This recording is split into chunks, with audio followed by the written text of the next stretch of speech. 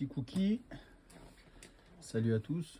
Alors je fais cette petite vidéo pour montrer là le filtre classique, filtre à essence classique. D'accord, c'est celui que la plupart mettent.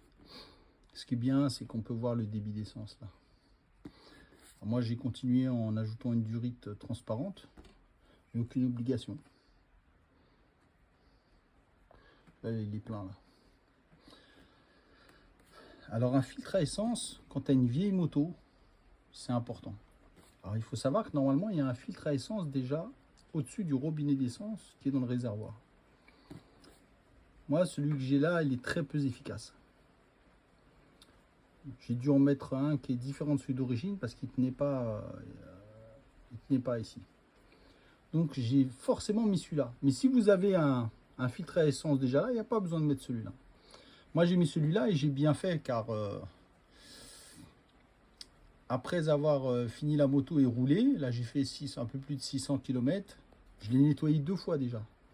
Et j'ai vu que les résidus de saleté qui restaient dans le réservoir, malgré que je l'ai nettoyé, ont continué à s'évacuer. Donc heureusement qu'il y avait ça, parce que sinon ça bouche vos gicleurs et ça crée des problèmes de carburation. Après vous ne savez pas pourquoi la moto fonctionne mal.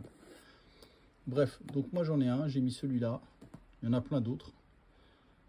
Et je le conseille fortement. Maintenant, si vous en avez déjà un là, comme je répète, à l'intérieur, ça c'est pas la peine.